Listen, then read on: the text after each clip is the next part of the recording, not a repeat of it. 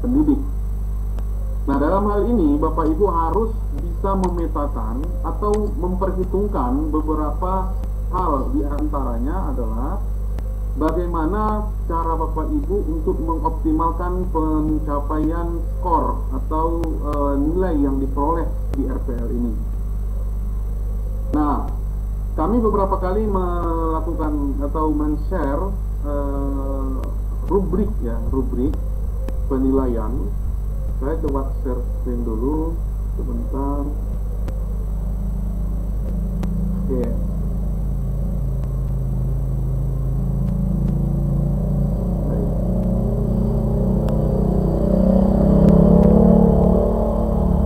Nah Bapak Ibu, di sini kan file yang ini kan sudah kami share ya, sudah kami share ke grup. Nanti di form pengisian RPL pun masih kami lampirkan sehingga Bapak Ibu bisa memprediksi. Nah, ada 5 aspek yang menjadi penilaian utama pada penilaian rekognisi pengalaman lampau ini atau RPL ini. Nah, kita kasih contoh misalkan di pengembangan kompetensi pedagogik yang bobotnya 6 SKS. Nah, kalau misalkan Bapak Ibu masa pengabdiannya itu 6 tahun atau 12 semester, itu boleh melampirkan dokumen-dokumennya dan berpotensi mendapatkan skor 85 sampai 100. Artinya skor ini kan skor maksimal nih di sini. Nah, artinya skor yang diperoleh untuk aspek ini nanti adalah rentang 85 sampai 100. Nah, itu nanti hak prerogatif si penguji nanti melihat ditinjau dari misalkan kelengkapan dokumen dan lain-lain. Nah, yang penting skor terendahnya itu nanti 85, tertinggi 100. Nah, ada yang bertanya ke saya kemarin, Pak, saya kan cuma 5 tahun, baru 5 tahun pengabdiannya. Ya sudah, kita mengacu ke rubrik ini lagi. Kalau misalkan Bapak Ibu yang masa pengabdiannya 5 tahun itu melengkapi dokumen selama 10 semester, nah maka skor yang Bapak Ibu peroleh adalah rentang 80 sampai 84. Nah, begitu juga sampai ke bawah, yang misalkan di bawah 2 tahun dan seterusnya. Jadi kasusnya misalkan saya baru 2 tahun pengabdiannya, maka skor perolehan Bapak Ibu yang tertinggi bahanya di 69, terendah 65. Nah, terus ada pertanyaan, gimana Pak? Itu kan rendah kali, kan posisinya apa istilahnya? Standar kita kan 70. Nanti kalau saya dapat 69 atau 65 atau bahkan bisa jadi 60 atau 64 gimana? Ketika Bapak Ibu lemah di poin pertama ini, usahakan tinggi di poin yang kedua, 3, 4, 5 dan seterusnya. Nah, karena ini nanti perolehannya kumulatif seperti itu. Nah, kalaupun misalkan Bapak Ibu pengabdiannya lebih dari 6 tahun tapi dokumennya tidak lengkap, sama saja kami acuannya adalah dokumennya seperti itu. Kemudian lebih lanjut di poin yang kedua, itu adalah penyusunan perangkat pembelajaran. Nah, di sini juga bunyinya demikian. Ini tidak ada opsi salah satu Bapak Ibu ya. Yang ada opsi salah satu itu hanya di poin kelima yang saya jelaskan di grup. Artinya apa? Semuanya harus ada.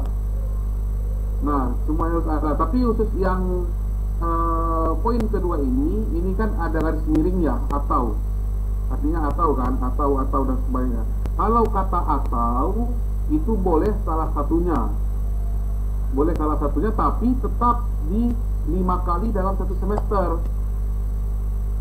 5 kali dalam 1 semester itu artinya 5 kali 2, artinya 10 dalam 1 tahun, 10 kegiatan dalam 1 tahun.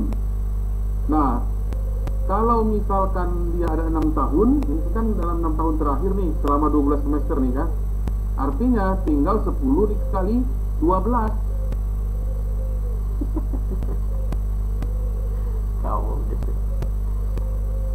maaf, bukan 10 kali 12, 10 kali 6. Karena kali 6 tahun. Berarti harus ada minimal 60 sertifikat. Sertifikatnya boleh dari misalkan piagam, boleh dari surat keterangan mengikuti kegiatan ilmiah atau seminar gitu ya kan. Kemudian boleh dari KKG, MGMP atau forum-forum sejenis. Yang penting sertifikat. Boleh pilih yang mana saja, boleh dicampur-campur. Yang penting jumlahnya untuk mendapatkan skor maksimal di rentang 85 sampai 100 itu Pak Ibu harus mengumpulkan kurang lebih 60 sertifikat, di mana per semesternya minimal 5 kegiatan di 2 JP. Oke, selanjutnya di masih nomor 4, kita masih nomor 3 nih.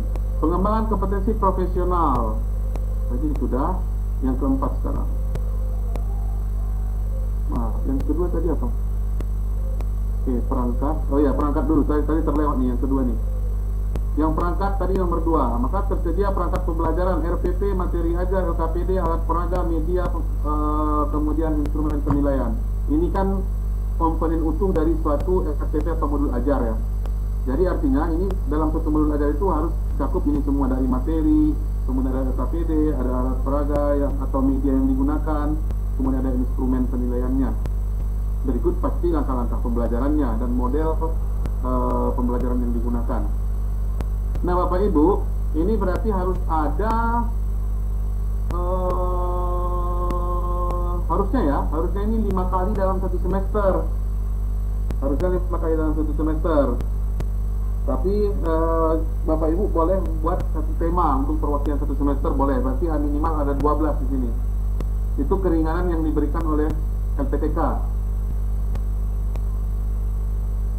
Tapi kalau mau melengkapi 5 kali 12 berarti ada 60, boleh juga. Semakin nanti kan ada rentang tuh 85 sampai 100. Semakin banyak, maka semakin besar potensinya mendekati angka 100. Kalau misalkan Bapak Ibu misalkan kirimnya hanya 12, berarti bisa jadi akan angka yang masuk itu di penilaian bidang ini adalah 85, karena rentangnya 85 sampai 100 ya di sini, 85 sampai 100.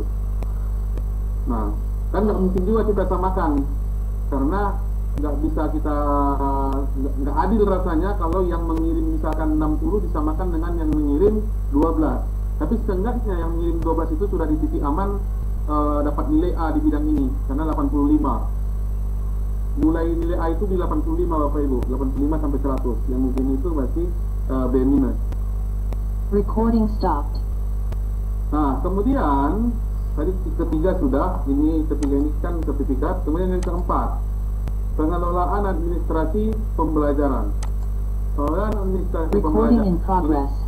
Surat-surat keterangan ya. Surat-surat keterangan ini dilengkapi semua. Nah, di sini ada mana yang keempat? Potong. Nah, ada administrasi pembelajaran, ada administrasi peserta didik, ada administrasi kegiatan ekstrakurikuler. Nah, yang penting dalam satu semester harus ada dalam satu semester. Sebanyak 12 semester. Bapak Ibu harus ada surat keterangan. Berarti ada 12 surat keterangan nanti Bapak Ibu. Nah, jangan lupa, kalaupun misalkan kami tutup mata lah kalau misalkan Bapak Ibu baru buat sekarang, tapi tanggalnya jangan tanggal sekarang semua. Jadi misalkan jangan pelaksanaan kegiatannya itu diklaim di semester ganjil di tahun 2019, tapi tanggalnya 2025. Nggak boleh kayak gitu. Kalau misalkan di tahun 2019 itu pelaksanaannya, maka 2019 lah suratnya. Nah, ini kan yang agak sedikit bingung nanti kalau kepala sekolahnya sudah berganti. Nah, kalau kepala sekolah yang sudah berganti, yang pertama cari kepala sekolah itu dulu. Cari kepala sekolah itu dulu. Kalau misalkan enggak ketemu, atau misalkan maaf cakap, kalau misalkan sudah meninggal dunia, atau sudah pensiun dan pindah pulau misalkan, itu kan sulit untuk mencarinya kan. Nah, boleh pakai tanda tangan digital kalau misalkan masih bisa terhubung dengan orangnya. Kalau yang sudah meninggal dunia boleh diwakilkan oleh waka atau pejabat yang istilahnya yang sekarang boleh, pejabat yang sekarang boleh. Tapi tetap kita harus mengacu kepada semester yang kemarin. Kalau misalkan diperboleh, kalau misalkan kepala sekolah yang sekarang mau menandatangan boleh. Kalau enggak, coba cari pejabat yang waktu itu masih ada. Wakanya boleh atau siapapun yang pejabat yang berwenang. Itu diperbolehkan. Nah, selama 12 semester. Artinya 6 tahun terakhir dari 2019 sampai 2025 awal. Ini kan inovasi pembelajaran. Di antara 5 tagihan dokumen RPL ini, di poin kelima inilah yang ada kata salah satu. Nih, kalau ada kata salah satu, maka ini opsional, tidak diwajibkan. Nah, tapi meskipun demikian, Bapak Ibu harus mempertimbangkan mana yang lebih memudahkan Bapak Ibu. Satu, membuat modul. Saya sampaikan di grup, membuat modul yang dimaksud di sini tidak sama dengan membuat modul yang ada di poin kedua ini. Mana kedua tadi? Ini bukan modul ajar seperti ini. Karena kenapa saya pertegas? Karena ada yang menghubungi saya, Pak, kalau gitu bolehkah kami masukkan modul ajar yang diklaim di di penyusunan perangkat pembelajaran ke inovasi pembelajaran. Nah, itu dua hal yang berbeda. Ini dua hal yang berbeda. Jadi modul ajar yang dimaksud ini, Bapak Ibu mengembangkan suatu buku berupa modul yang isinya itu adalah termasuk di dalamnya jelas penjelasan kompetensinya, kemudian informasi itu untuk kelas berapa itu pasti ada. Tapi yang paling inti dari modul itu adalah Bapak Ibu mengembangkan atau memberikan pengayaan terhadap materi yang disampaikan. Yang namanya pengayaan berarti pengembangan dari buku ajar yang ada. Kan seperti itu. Namanya memperkaya, pengayaan, memperkaya wawasan. Nah, kalau misalkan Bapak Ibu membuat sama persis dengan buku ajar mereka, ya apa yang diperkaya di situ kan seperti itu. Nah, maka Bapak Ibu harus membuat buku berupa modul sebanyak 6. Karena di sini LPTK tidak memberikan toleransi di sini. Untuk mendapatkan skor di bagian tertinggi 85-100, di sini tetap Bapak Ibu harus 6. Bahkan di sini besar sama dengan 6 kan posisinya sini. Besar sama dengan 6 tahun terakhir. Oke, artinya butuh 6 di sini. Kemudian membuat pedoman praktikum. Nah, ini juga sebanyak 6. Nah, kemudian membuat video, ini sebanyak 6. Membuat video di sini bukan membuat video Bapak Ibu mengajar, bukan. Tapi membuat video sebagai media pembelajaran. Artinya, Bapak Ibu harus mengembangkan media audio visual sebanyak 6 buah di 6 materi yang berbeda. Nah, khusus membuat PTK, di sini kami memberi keringanan cukup 1, tidak harus 6. Tapi PTK-nya wajib terpublikasi. Pertanyaannya mungkin sederhana, kenapa harus dipublikasi? Kenapa harus diseminar nasionalkan atau internasionalkan?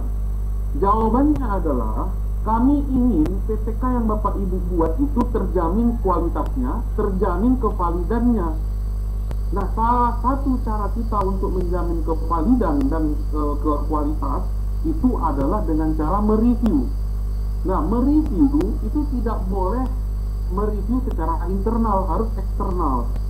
Nah, Bapak Ibu, PTK-nya itu harus direview oleh orang-orang yang kompeten di bidangnya.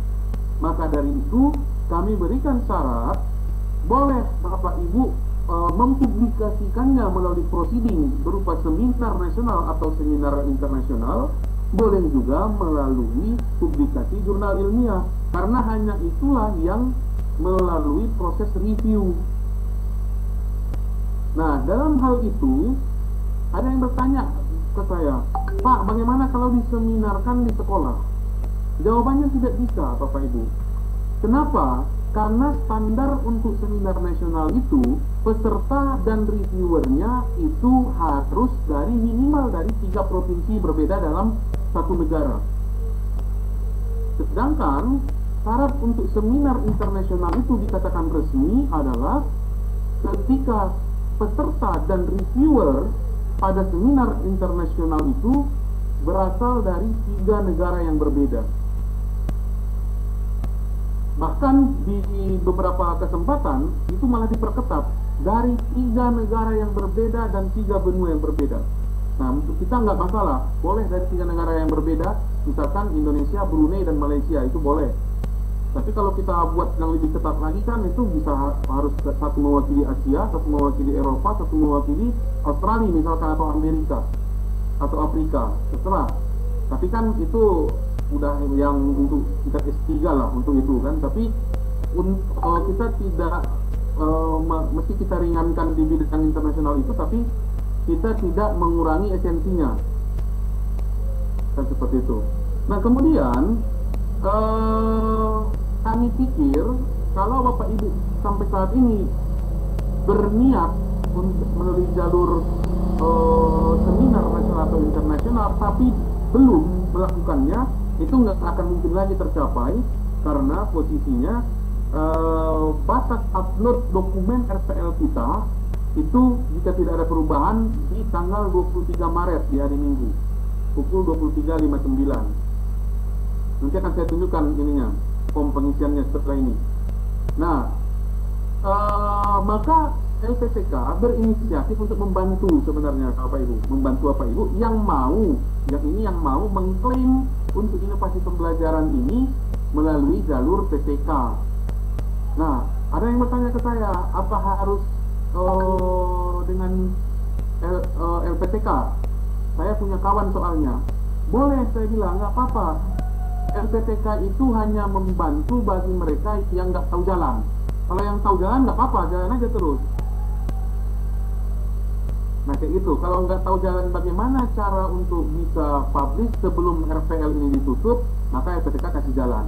Kalau Bapak Ibu punya jalan untuk istilahnya ada kawan lah yang mau ada jurnal bisa lagi ini, nggak usah ke LPTK pun nggak apa-apa, nggak masalah Bapak Ibu. Yang penting bagi kami adalah di antara 5 komponen, khususnya di komponen kelima ini tidak kosong. Jangan sampai kosong, jangan ada sampai berpikiran saya nggak usah upload atau nggak usah pilih salah satu di antaranya, karena itu akan sangat berdampak fatal. Bapak Ibu, di mana fatalnya ada 2. Pertama, akan merusak di transkrip pasti. Kemudian yang kedua, itu nanti kami tidak akan mengeluarkan surat pernyataan bahwa Bapak Ibu telah melewati proses pembelajaran PPG dan dinyatakan lulus semuanya. Sebagai lampiran Bapak Ibu didaftarkan mengikuti UP UKM PPG di bulan April nanti. Dan bisa disimpulkan kalau surat itu tidak kami keluarkan, bisa disimpulkan Bapak Ibu tidak akan lulus program PPG ini. Karena dasar Bapak Ibu ikut UP nanti adalah surat pernyataan dari Ketua LPTK yang menyatakan bahwa Bapak Ibu telah melewati seluruh rangkaian proses PPG mulai dari RPL sampai proses pembelajaran. Nah, baik, tidak lama-lama di situ Bapak Ibu.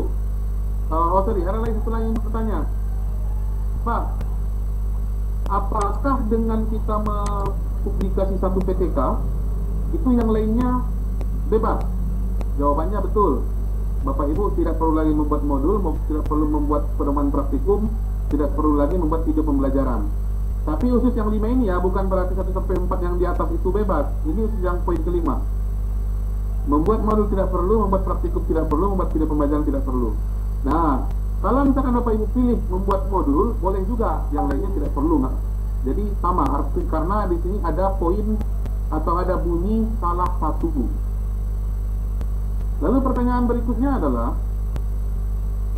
apakah dengan publikasi satu PTK itu sudah mendapatkan nilai tertinggi? Jawabannya relatif. Relatifnya itu kalau yang Bapak Ibu maksud di kategori nilai tertinggi, betul, karena kategorinya 85 sampai 100. Tapi kalau yang Bapak Ibu maksud nilai tertinggi itu adalah 100, itu tidak. Karena gini, bagi Bapak Ibu yang punya PTK, ini sama dengan yang poin 1 tadi, bagi Bapak Ibu yang punya PTK lebih dari 1, itu tentu memiliki skor lebih tinggi dibanding yang hanya memiliki 1. Tapi setidaknya bagi yang sudah publikasi 1, itu startnya sudah di angka 85, tidak lagi di 80 atau bahkan 60-an. 85 ini sudah dapat A. Nah, lalu ada yang berpikir nanti, kalau sudah dapat A ya sudah 1 saja. Oh, tunggu dulu. Ini Bapak Ibu harus bisa mengkalkulasikan apakah dengan 85 di sini, kalau poin-poin saya yang lemah di poin 1 sampai 4 itu sudah terdongkrak. Nah, di situ. Karena penghitungan IPK nanti itu adalah kumulatif. Karena IPK sendiri adalah indeks prestasi kumulatif, kan. Artinya dikumulatifkan semua RPL ini ditambah dengan pembelajaran itu nanti. Maka coba diperhitungkan Bapak Ibu. Kalau misalkan lemah di poin 1, maka harus tinggi di poin 2. Lemah di poin 2, cari poin-poin yang lain termasuk poin kelima ini untuk mendongkrak. Untuk mendongkrak perolehan IPK Bapak Ibu nanti setelah lulus program PPG ini.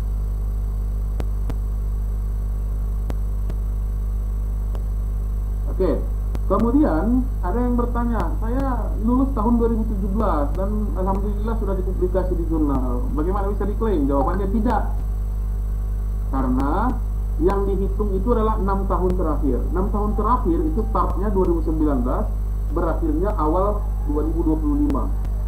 Jadi kalau publikasinya itu sampai bulan Maret 2025 ini masih diterima. Tapi tentu sebelum RPL tutup. Nah, kami tidak ada mendengar info perpanjangan RPL, tapi saran kami ikuti waktu yang telah ditentukan LPTK di tanggal 23, dan kalau bisa jangan di tanggal 23 malam, takutnya nanti banyak gangguan jaringan atau sistem yang karena diakses begitu banyak, kan kita 1000 anak madrasah tambah 395 file, berarti hampir 1400 mengakses. Begitu Bapak Ibu. Nah, jadi silakan. Kemarin ada juga yang melapor saya, mereka sudah punya publikasi. Ada satu di jurnal Ceria, saya nggak tahu di universitas mana itu, tapi sudah saya cek dan itu valid. Kemudian ada satu di jurnal USK, itu yang PAI ya, yang PAI Universitas Kuala itu valid. Kemudian satu lagi saya lupa di jurnal mana. Ada 3 yang melapor ke saya dan saya bilang ini sudah valid dan Bapak Ibu sudah bebas untuk tagihan PTK ini. Mereka sudah bisa klaim, dan kalau istilahnya kalau mau meningkatkan potensi mendekati 100 skornya, ya tinggal ditambah. Kalau nggak mau juga nggak apa-apa, startnya sudah dari 85, seperti itu.